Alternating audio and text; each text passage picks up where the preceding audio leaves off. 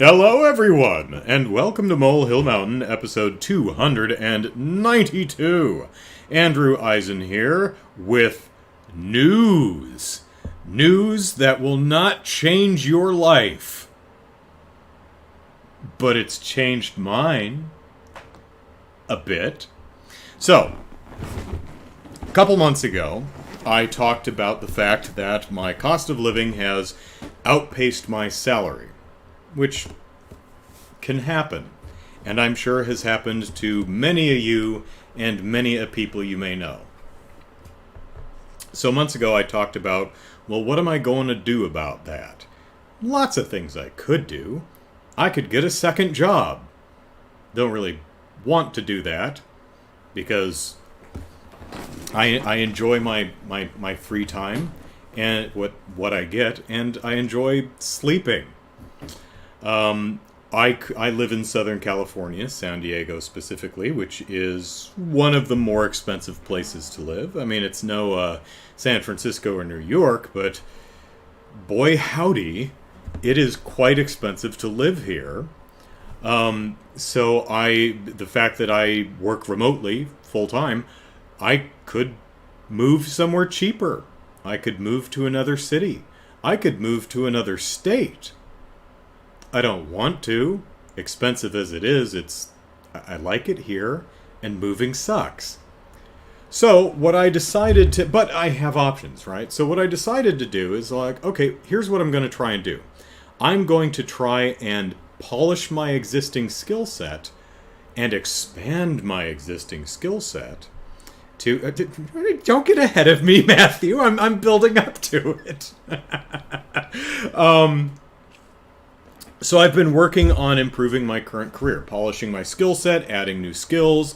A couple months ago, I taught myself JavaScript, and I wrote a silly little web page that I showed off. You know, the one with the emergency kittens button, the button that all web pages should have. So, as Matthew predicted, yes, yesterday I got a raise. So, they give you raises. They're like, we're giving you an X% raise, and you're like, I don't know what that translates to. So what it translates to, found a sugar mama. There we go, Lindy. Yeah, there we are. See, options.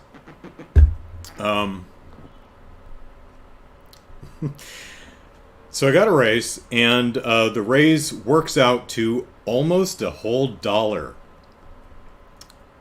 It's not much, but it's definitely appreciated. So nearly an extra $1 an hour translates to nearly $2,000 a year, right? An extra $2,000 in my pocket.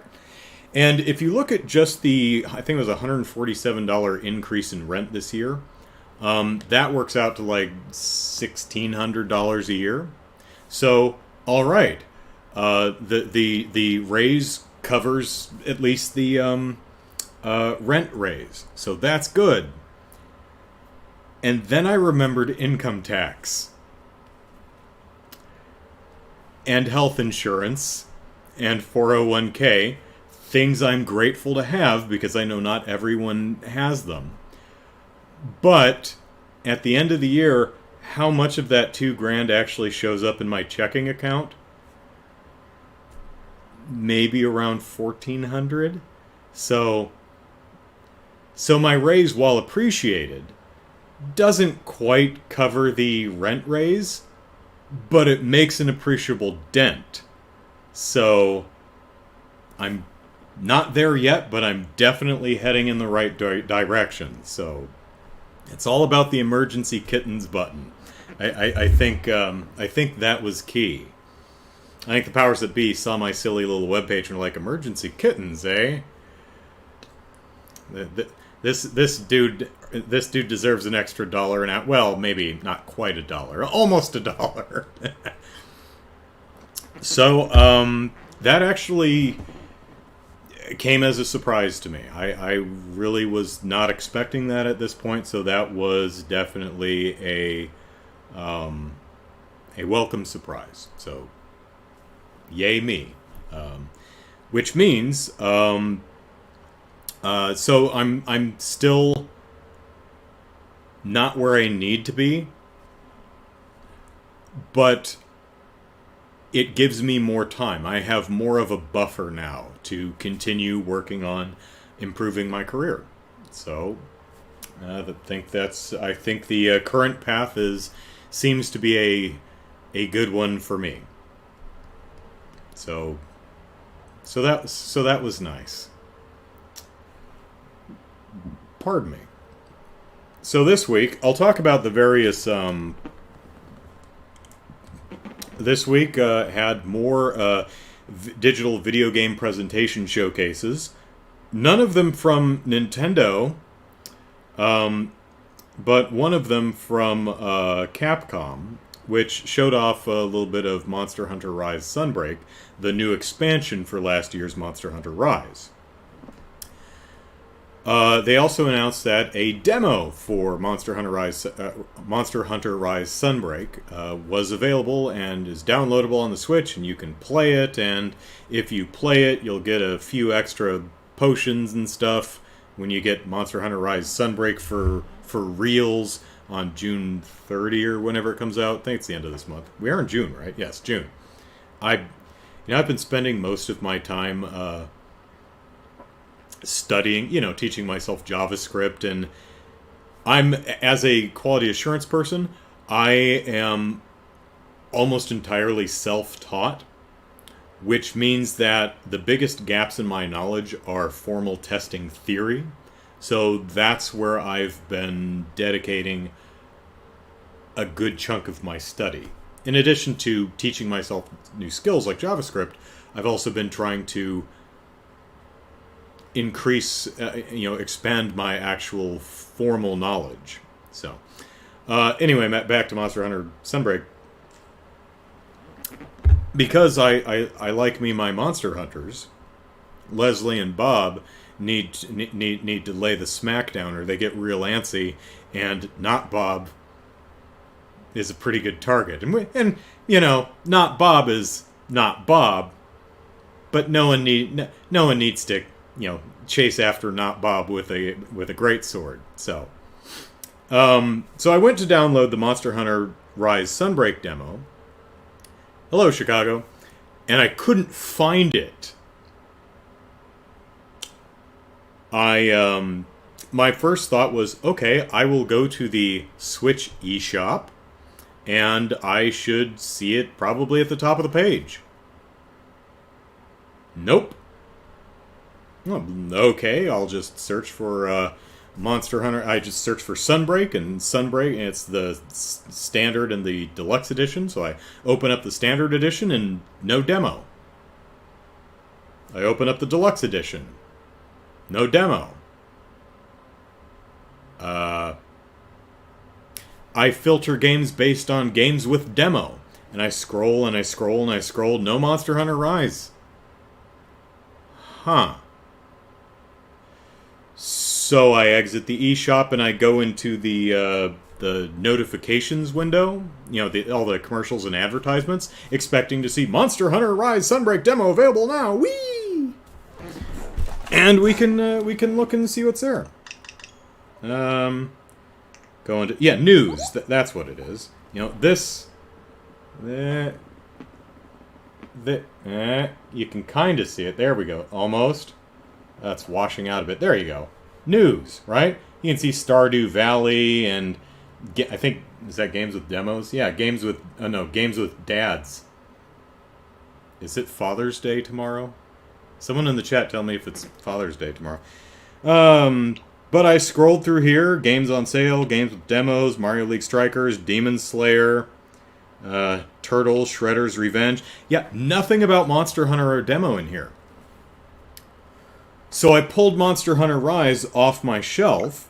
Thought, okay, well, maybe you can only get to it from in-game. After all, Sunbreak is an expansion of Rise.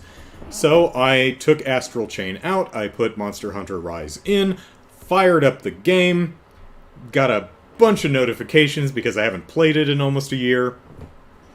I go over to Senri, the mailman or whatever his name is, and go to eShop and couldn't find it through there. I'm like, okay, maybe it's DLC.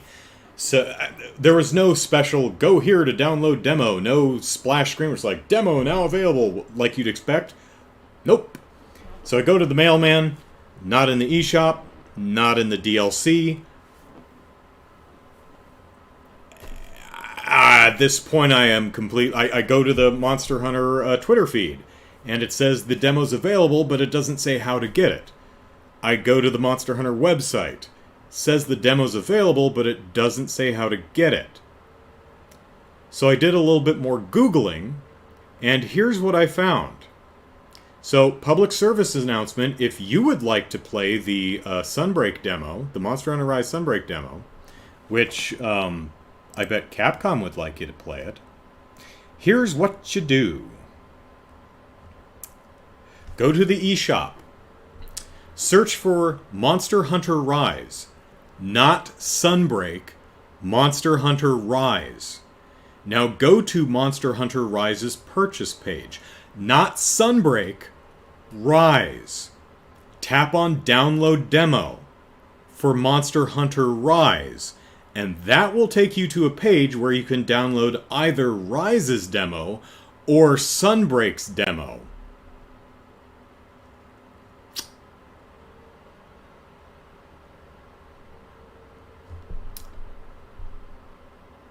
Wow, Capcom. Nice job.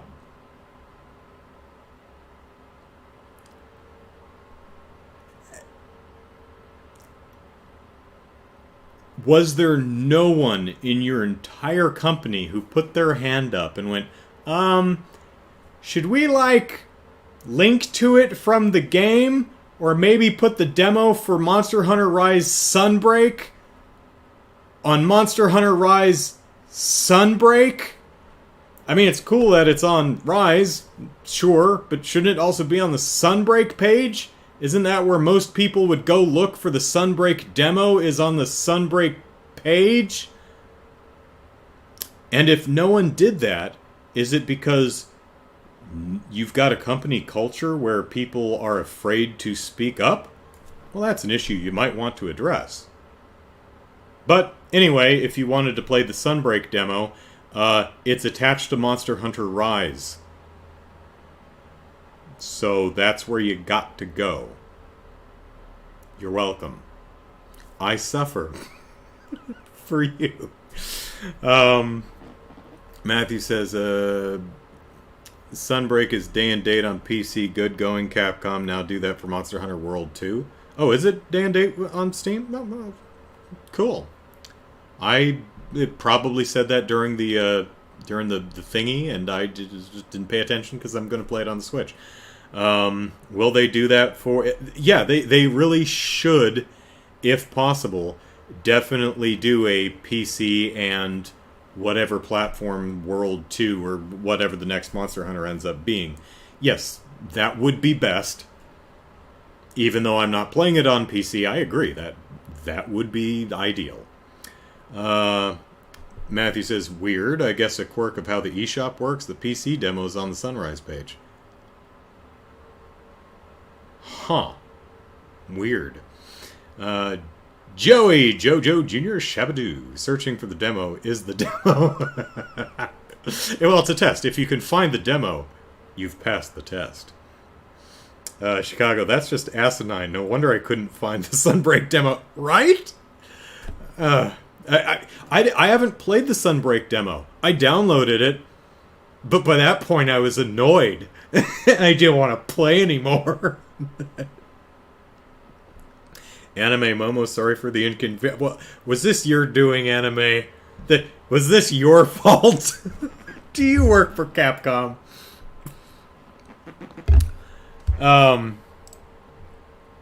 So...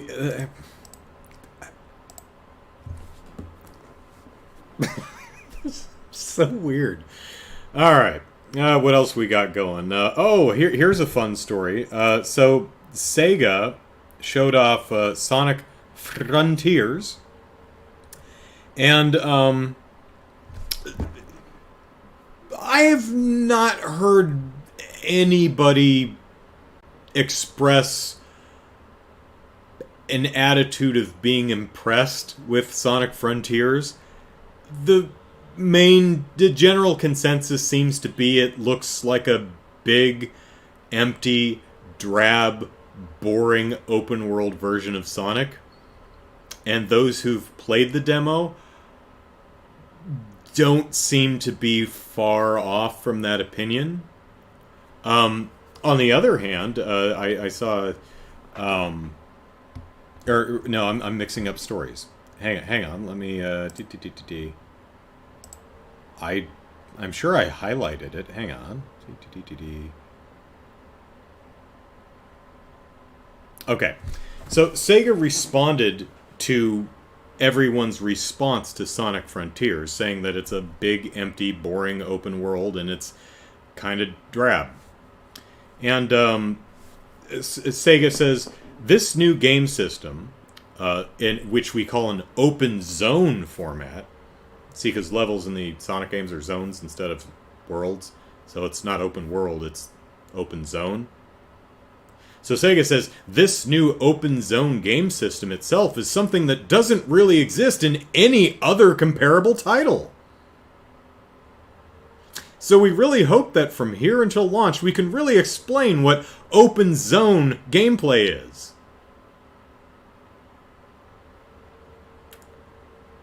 It must be a comfy rock you've been under, Sega.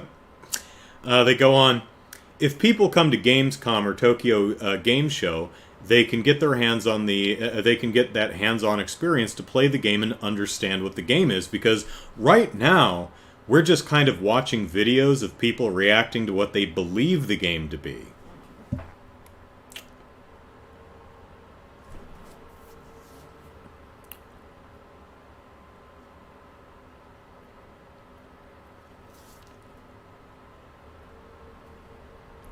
Well, I talked last week during Sonic's the Sega presentation and how weird it was, because when they got to Sonic Frontiers, they were like, "We've got a new game. You should stop watching our presentation and go look at IGN's first look," which was an odd choice. So everyone did, and everyone came away going, "Well, that looks boring." So Sega is now saying, "Well, you just don't understand it."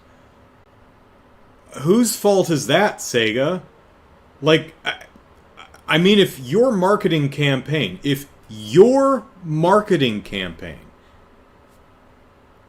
has the reaction where it causes people to react almost uniformly as, well, that looks boring, the fault's on you. Be better at marketing your game.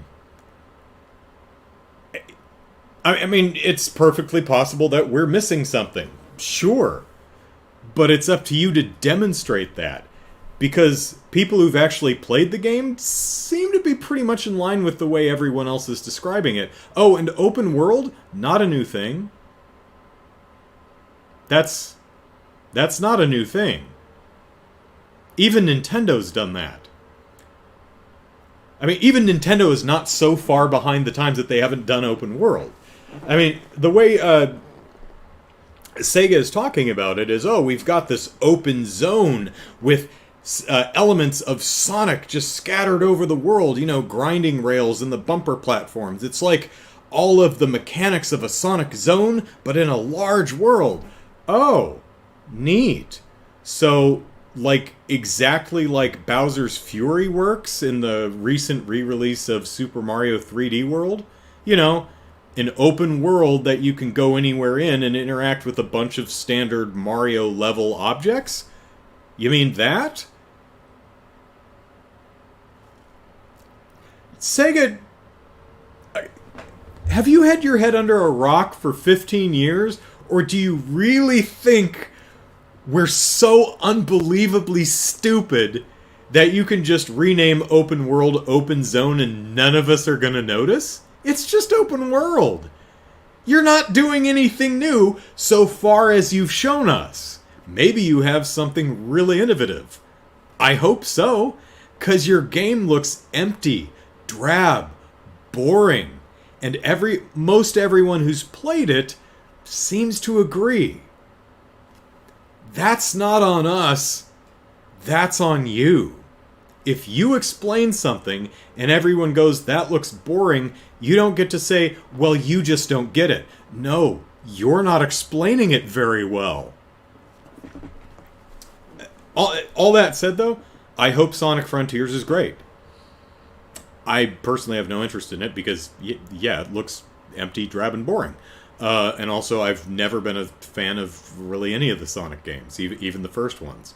But I know a lot of people really, really love Sonic, so at the end of the day, I hope it's a great game.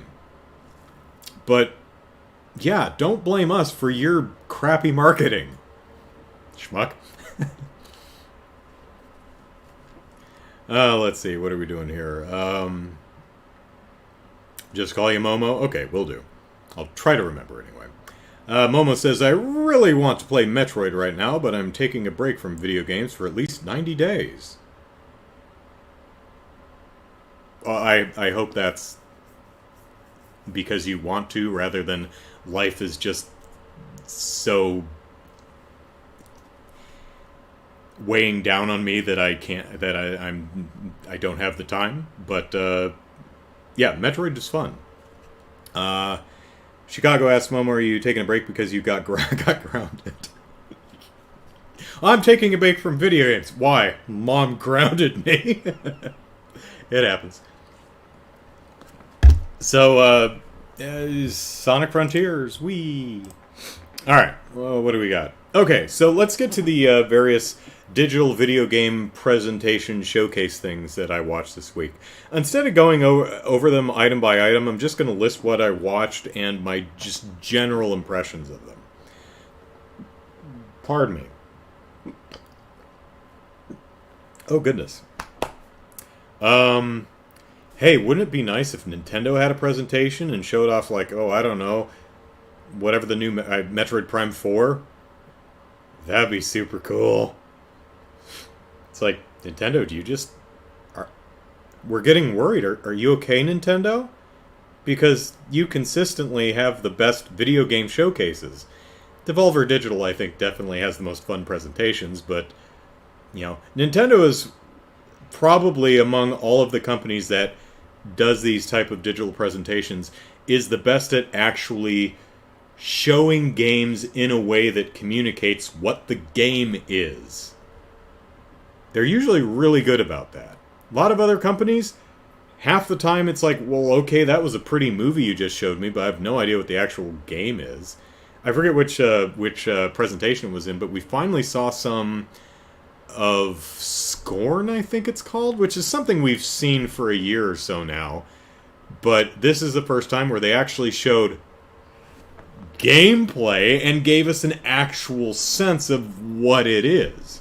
And it looks like it might be cool. They didn't show a ton of it, but enough to get a sense of what the basic gameplay would be like, or at least the experience and the aesthetic and the tone. And that can be enough to go off of sometimes. You know, it's a explorable world from the first-person perspective that's gooey and icky, and there's a lot of body horror stuff. You gotta stick your hands into slimy holes and stuff. And things want to eat your face. Okay, that's pretty basic, but at least it gives us a sense of what the game might be. But it took like a year and a half before we had any sense of what, I think it's called Scorn, beyond its title and its general Geiger-esque aesthetic. So, the first thing I watched, Bayonetta 3, totally agree. I'm really Jones for more Bayonetta. I love that series. Scarn? Am I reading it? Is there an R in there? Is it Scarn? Is the title treatment so stylized I've been misreading it the entire time? I thought it was Scorn. It's Scarn? Huh. Okay. So game presentations. First off, Microsoft Bethesda. Some interesting outfits from some of the presenters. There was a blue dress that was riding the line between being really unique enough to be cool and just not working. Actually, might have been the PC gaming show, but I saw someone wearing a pair of pants that was really weird. Like, most pants button, at the waist. On these pair of pants, the pants buttoned, like, down here, which was really weird. So, some interesting outfits to see. Like we expected, Microsoft and Bethesda are very bad at actually presenting. They have a very hello fellow kids kind of aura about them, like where they're, yeah, I'm just super casual, I'm just a cool game playing dude like you, look at me in my jeans and t-shirt and blazer jacket, yeah, I'm just a cool hip kid, yeah, we all speak the same lingo, and it's like, oh, this is so embarrassing, please stop. They had a mix of games that didn't do anything for me because they didn't really present them very well or in a manner that told me what the games were, although most of them I'd heard of by this point, so I was kind of bored for the Microsoft Bethesda presentation. Oh, it is Scorn. Okay. No cars rose up from under the stage floor. 0 out of 10.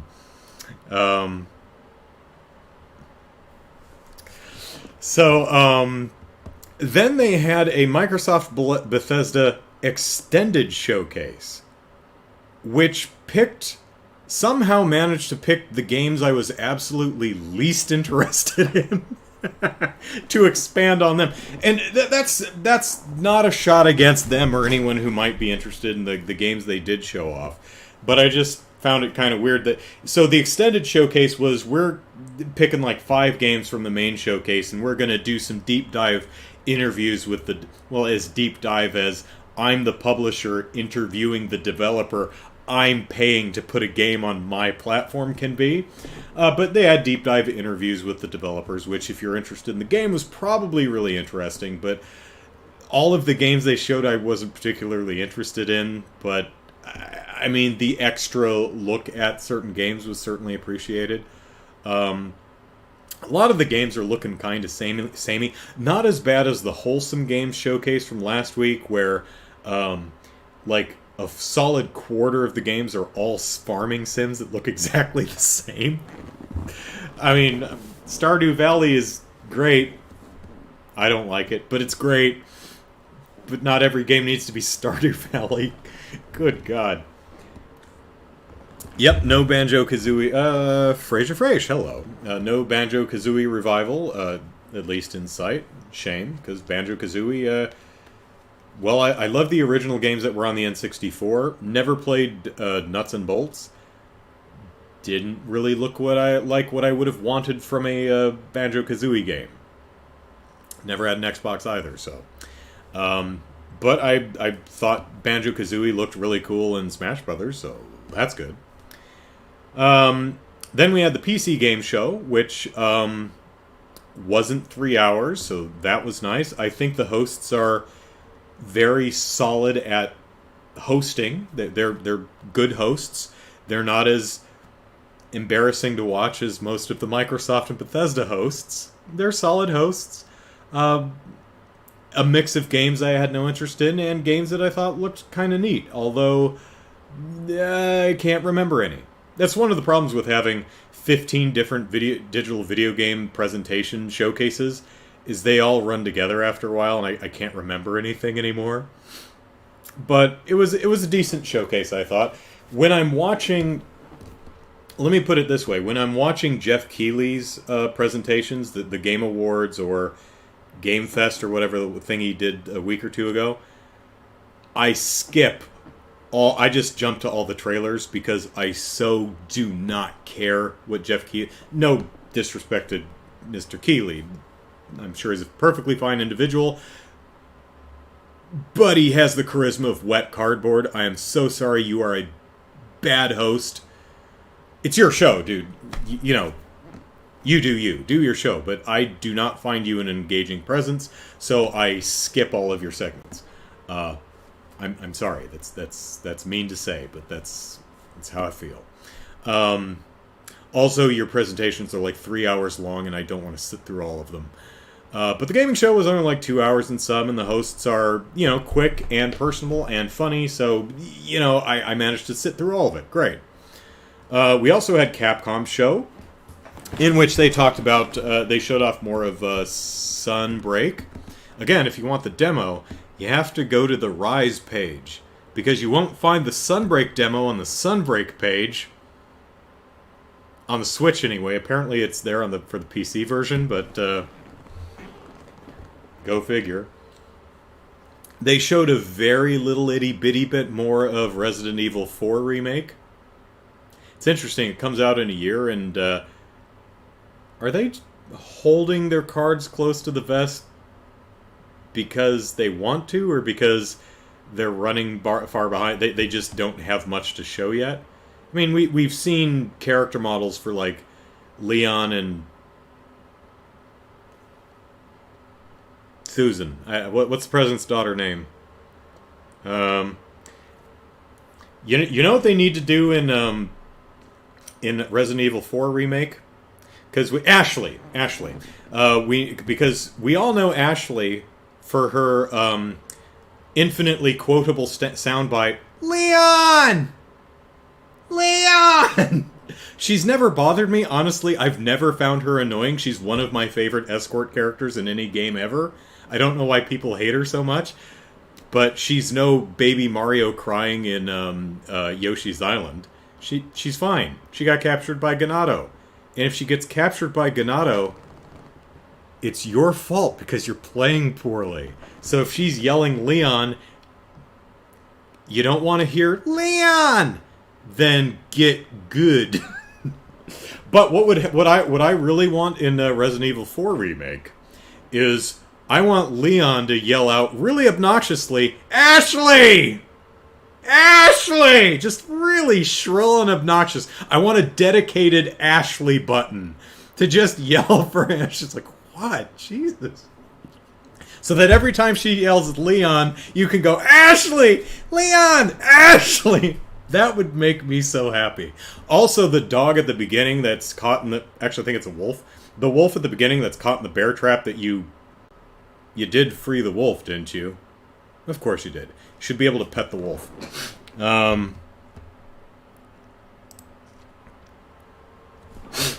Momo, it's Ashley, yeah. I've talked about this, like Marco Polo, yeah. I've talked about this before. I'm not crazy about her fashion sense. She's like wearing 3 sweaters.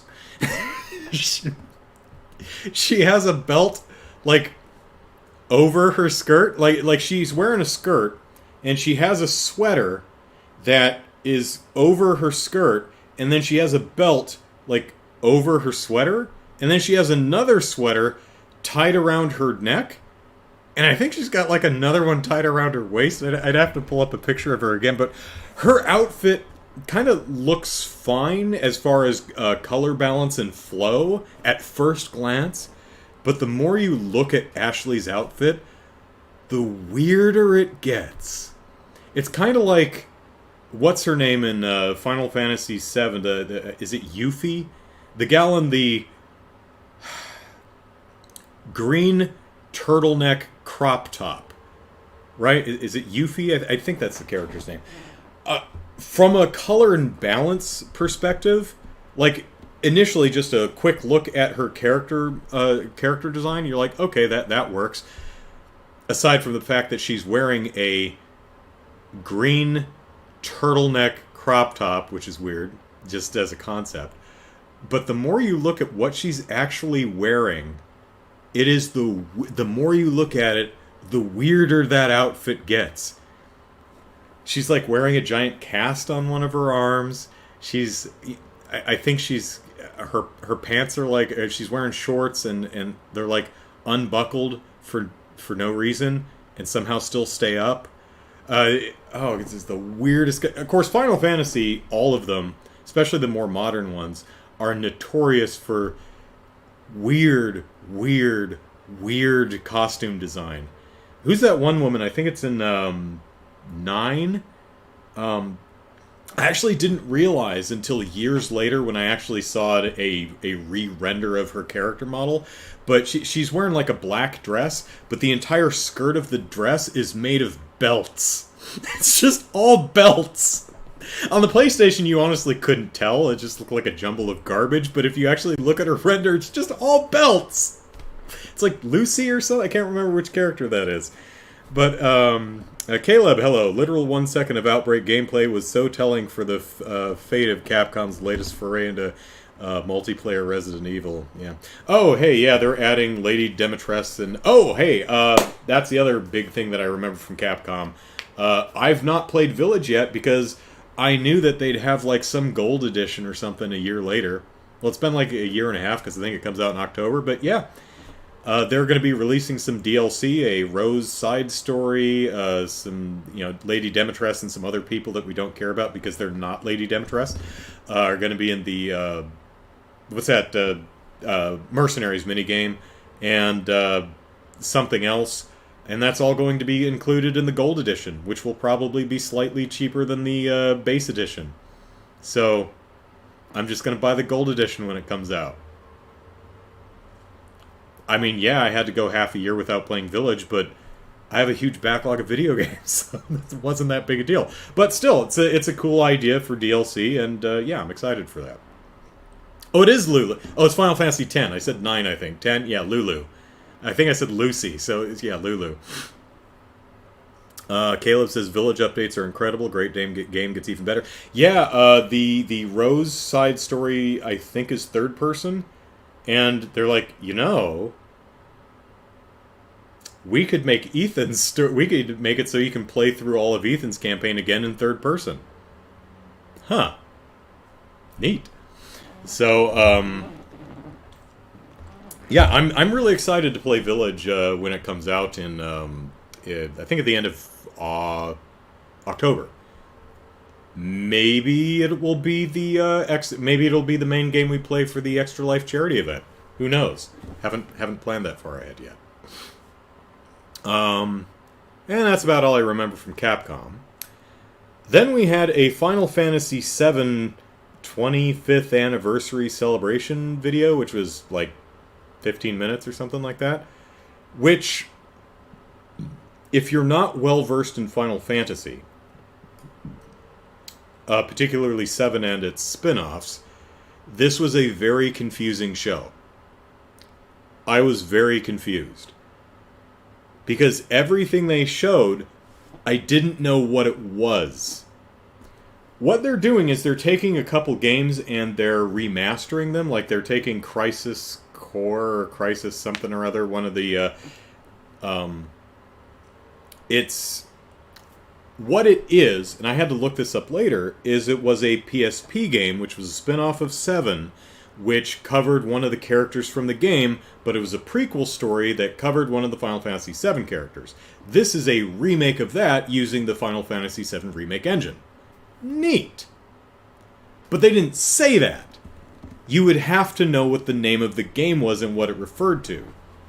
And I didn't. So I was watching it going, is this a sequel to Final Fantasy VII Remake? Every time they'd come up with something, I'm like, is this a sequel to Final Fantasy VII Remake? Eventually, they did have sequel to Final Fantasy, which is called Final Fantasy VII Rebirth, I guess. So, definitely the third one. I hope they, I hope whatever the subtitle for the third one is, it doesn't start with R-E. It probably will. But wouldn't it be awesome if it was a Resident Evil 7 Remake, Resident Evil 7 Rebirth, Resident Evil 7 Chihuahua? I was expecting something, honestly, but Crisis Core, thank you. Yeah, then again, I guess it's the Final Fantasy VII 25th anniversary celebration, so they kind of expect the audience to know these things, and I mean, while I'm lightly familiar with the games, I didn't recognize a modern version of Crisis Core, so I didn't know what it was. I didn't think that presentation did a good job of explaining what each thing was. If you're really into this, you probably knew, but for from everyone from lay to mildly familiar, I think was probably pretty confused.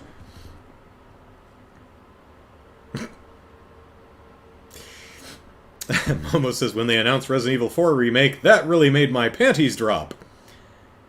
Man, imagine if that were actually a thing. That's something. There's a cartoon series based on the Black Dynamite movie, and there's one of the episodes actually literalizes that, where this one guy has a voice that literally makes women's underwear just slide straight off their frames. He's like, "Hello, ladies," and just thump. I'm glad that doesn't happen in real life. I mean, as funny as it might be to a casual observer, for anyone whose underwear just fell off, that would probably suck. Number one, it's probably kind of embarrassing. Number two, if you're in mid-stride, you're liable to trip and probably stretch out the elastic of your undergarments. So, but yes, my underwear can't slide down my frame because I wear pants. But I too am quite looking forward to see what they ultimately do with Resident Evil 4 Remake, because 2 and 3 are the old tank control style games, so they really take advantage. So they're markedly different. They play very different in their remake incarnations. Resident Evil 4 was already it kind of pioneered a new form of Resident Evil, which was done in 5 and 6 in the Revelations games. It wasn't until 7 that they went to first person. And so is Resident Evil 4 remake going to be just a prettier version of a game that's already pretty darn perfect? There's, other than visual fidelity and tightening up the controls with an eye on modern conventions, is there really much to improve? I don't know. In that case, maybe they're thinking about changing things up. Maybe we'll get more of maybe we'll start the game playing as Ashley and we'll see more from her side of the story. Ada's Assignment Ada, or whatever it was, the Ada side story that came out in a later edition of Resident Evil 4. The ones that Shinji Mikami, or whoever the hell it was, who said, "I'll cut off my own head if it's ported to anything else." And it's like, yeah, it's ported to everything else, buddy. Sorry. You know what? So as much as I'm excited to see what they do with a remake of 4, I'd be more interested in a remake of Code Veronica, honestly. Because I think that has a lot more potential for being remade. Resident Evil 4 is perfectly playable today. It's shown its age now, sure. But it's well-paced, it's wonderfully fun, it's perfectly playable. Code Veronica, not so much. Code Veronica, pretty janky.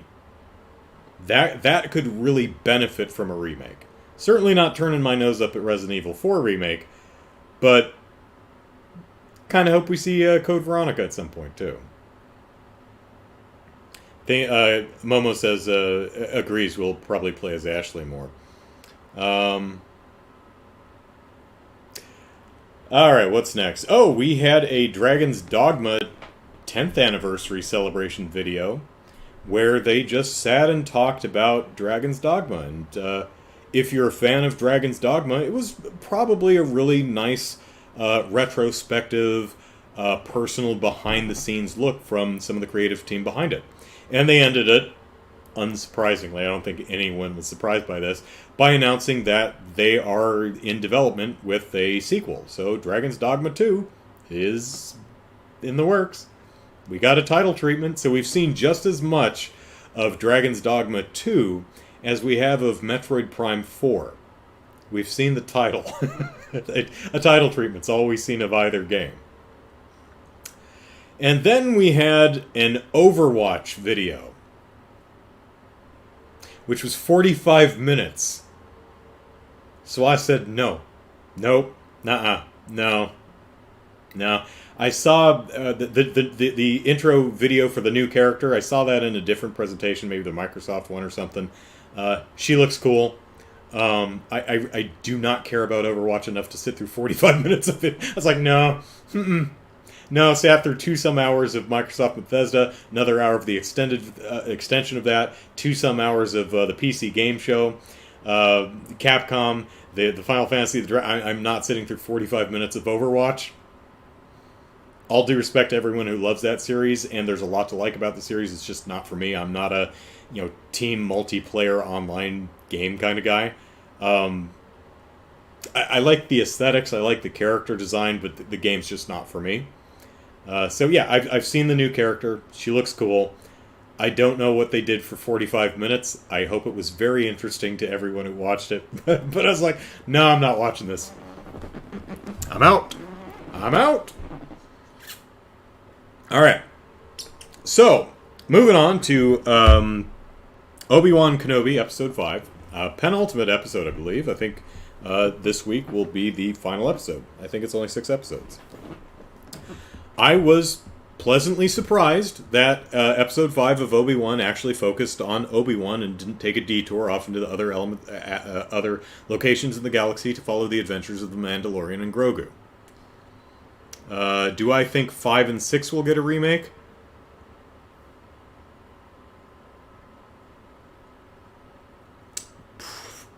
I mean, eventually, I would be surprised if we saw 5 or 6 in the next years.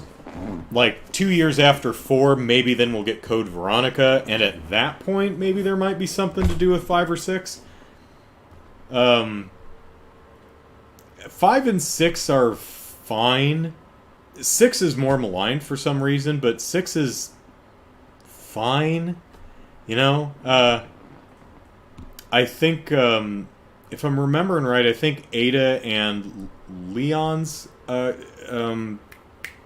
quests were fine, and Redfield, or was it Redfield or was it Wesker's kid? I don't remember. The more action, the ones that were more Resident Evil actually worked a lot better than the more actiony ones. But I mean, Resident Evil 5 was just pretty actiony, and it's fine for what it was. Might not have been what everyone wanted, but it's okay. Even the boulder punching is fun. Who doesn't want to punch a boulder? Especially when you're an angry dipstick like me who loses his temper and punches an inanimate object, or has done in the past.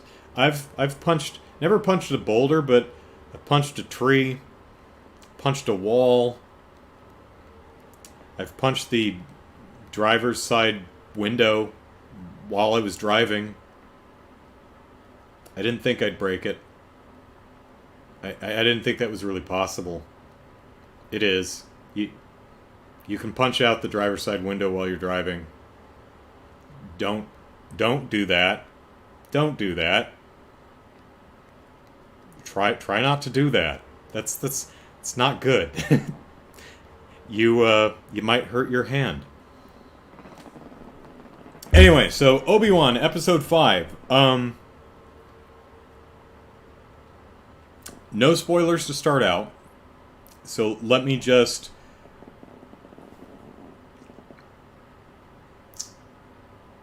I like what they're trying to do with this show. I like the basic through line of the plot. I like the basic premise and the setup. I like the characters. I like the performances.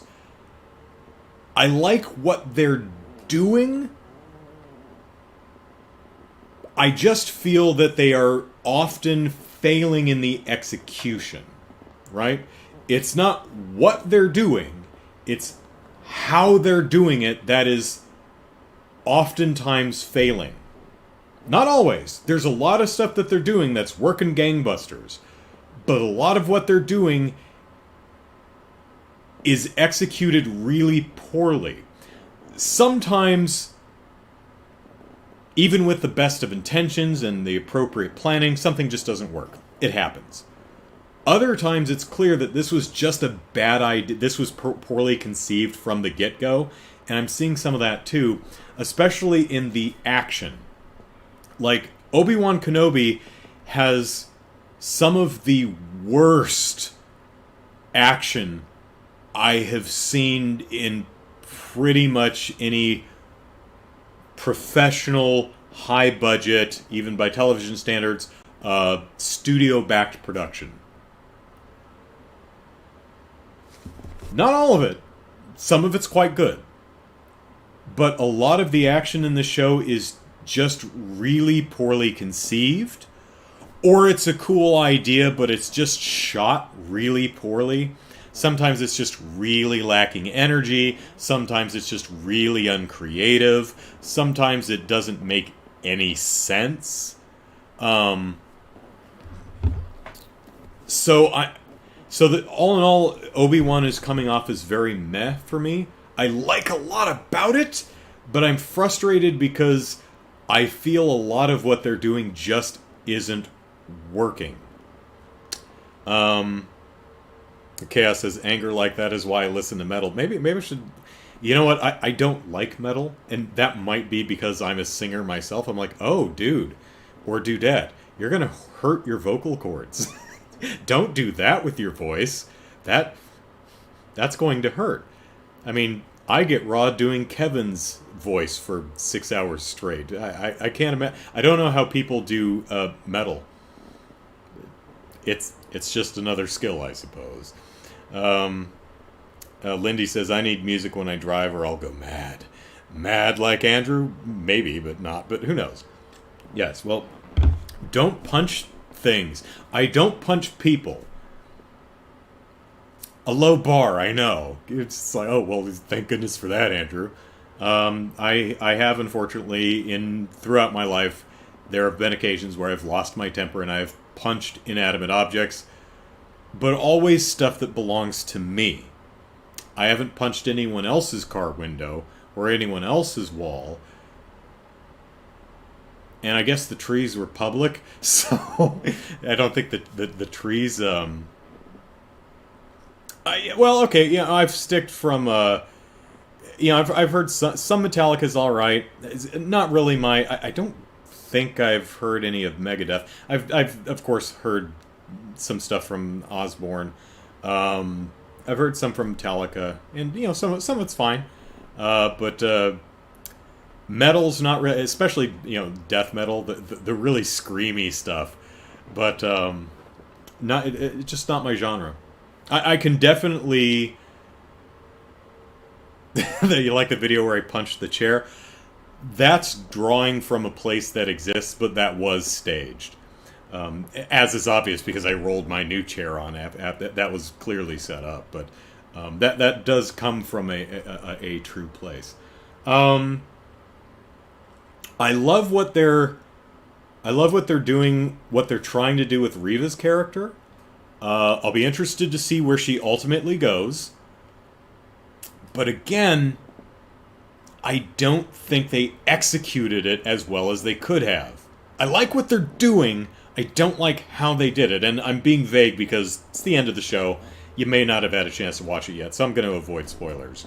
Do not encourage his anger. I like it when you show us how angry you are. You wouldn't like me when I'm angry. We love you when you're angry. Oh, don't encourage him. Stay away from Cookie Monster vocal bands. There you go. It'll be interesting to see how Kenobi wraps up. I think I almost get the sense that a lot of the show was... They didn't have enough time. That's what a lot of the sequences feel like. Like, there's an action sequence. It's like, did you guys only have, 5 minutes to plan this? It's like, Obi-Wan, just stand there and wave your sword around and we'll block blaster bolts, and stormtroopers just stand there and shoot at them, I guess, and we'll just cover that for 20 seconds, and we'll do it in editing, It really feels like a lot of these sequences just did not have the time they needed to really plan and execute something genuinely unique and engaging.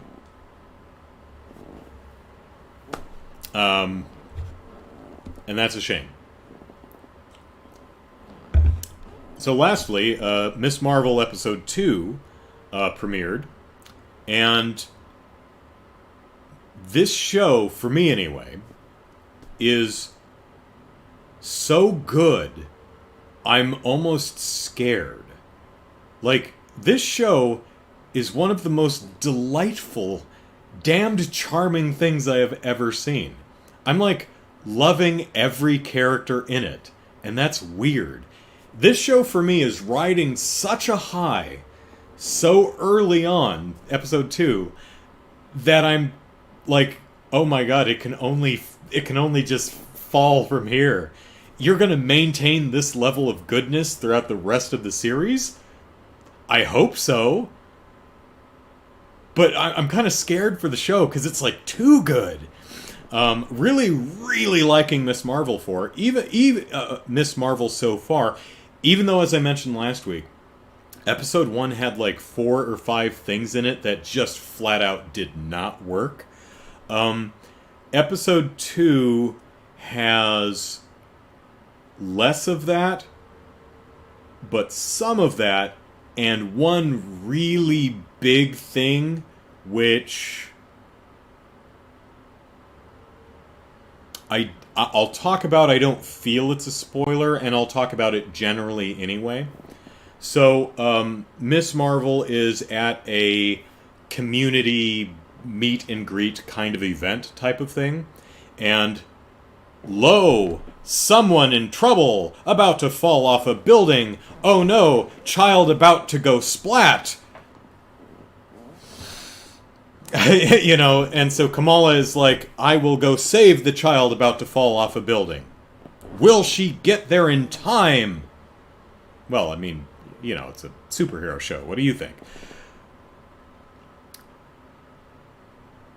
Kamala takes the time to change her clothes into her Miss Marvel outfit on her way to saving someone before they fall to their splattery death. She's like, oh no, a person's about to die. I could do something, but should I? I have to. And she pushes her way through the crowd, and, you know, her friend, whatever's Ben or whatever's the guy in the chair, he sees her going, he's like, you know, that kind of thing. And when she shows up on the roof, she's completely changed her clothes. And number one, why did she have her outfit with her? I actually went back and I looked, and she does have like a shoulder bag that her outfit could conceivably fit into, I guess. But it's not really believable that she would have had it with her. And it's even less believable that when you have a kid dangling off a rooftop about to splatter on the pavement, that she's going to find a bathroom or an empty stairwell or something to change her pants and her jacket and her hat and stuff. I honestly thought she would show up on the rooftops to save the kid with just like something wrapped around her face just to disguise her identity. I was stunned when she showed up in full costume. I'm like, you had that with you? Not only you had that with you, but you took the time to change your clothes? No, don't buy it. No. I feel it honestly. I just, maybe that one's just me, but that didn't work. I think they could, even if they did something like she was only wearing her jacket, like she had just thrown on the jacket as she ran up the stairs. Her jacket wasn't zipped. She just managed to tuck her skirt up into her jacket because she was wearing a fairly identifiable outfit. She probably would have had to, yank the skirt thing off, and maybe she was wearing leggings underneath. Like, she half got her outfit on because it was clear that she put it on while running up the stairs. About the only thing she could do is throw the jacket on and the helmet and just hope no one recognized the pants. That, I think, would have worked better, because the way it's presented in the show is it really looks like it's like, did she go home to get her outfit and come back? She had it with her? I mean, okay. There is a shot where you can see she has an over-shoulder bag, as I said, and I guess the outfit could fit in there, but she really, as this kid's about to fall at any second, she really took the time to change her clothes? Don't buy it. That doesn't work for me. That really stuck out and really needled me as a problem, but the show is just so damn strong. This kid who's playing, well, she's probably like 17 or something like that, so I guess she is a kid. But the young woman who's playing Kamala Khan, what a find! Damn and a half. What a likable character. My good, and everyone in the show is doing just wonderful, wonderful work. As I mentioned last week, the guy who plays her brother is wonderful. And I couldn't stand that character in the comic. I thought he was just an annoying pain in the ass. I was kind of dreading him. But everyone's, even the parents, who are really stuffy and kind of unfair, you still like them. It's a very charming, wonderful, likable show, and it makes me happy. And I like being happy. Being happy makes me happy. Couple nitpicks. Well, actually, I have what I consider a couple fairly large problems with elements of each episode. But the show is so damn strong that it's like, it's a shame about these few issues that I have, but man, the rest of the show more than makes up for it. So I am really digging the Miss Marvel so far. So, yeah. Good job, Susan and Frank and Tom and whoever else are the showrunners. I forget. It's actually two people who are running it. I can't remember what their names are. I'm pretty sure it's not Tom and Frank. Whatever. So, okay, we're good. We have reached the end of the show. Obi-Wan doing great idea, not always great execution. Kamala Khan show just starting, but off to such a strong start that I fear the only way it can go is down. But we'll see. We shall see. So that's it for tonight. Catwoe, that's a name I haven't seen in a long time. Hello. Coming in right at the end of the podcast, unfortunately. But I will be back tomorrow morning, tomorrow afternoon, noon Pacific Standard Time, to play some more Trails in the Sky, the third. And I'm really looking forward to playing some more. I'm really not looking forward to doing more of Kevin's voice, because he's so far taken a lead role. And his voice is really tough on my throat. So I'm probably going to have to make a command decision, either change the voice or stop doing the voice, or say after 2 hours I'm going to have to stop doing his voice because it hurts my throat after a while. But we'll see. Regardless of what I do with Kevin's voice, we'll be playing some more Trails in the Sky tomorrow at noon Pacific Standard Time. So I hope you'll be there. And until then, drink your Ovaltine, I guess. Is that even still a thing? No. Whatever. Have a lovely evening, everyone. Hope to see you tomorrow. Take care. Bye-bye.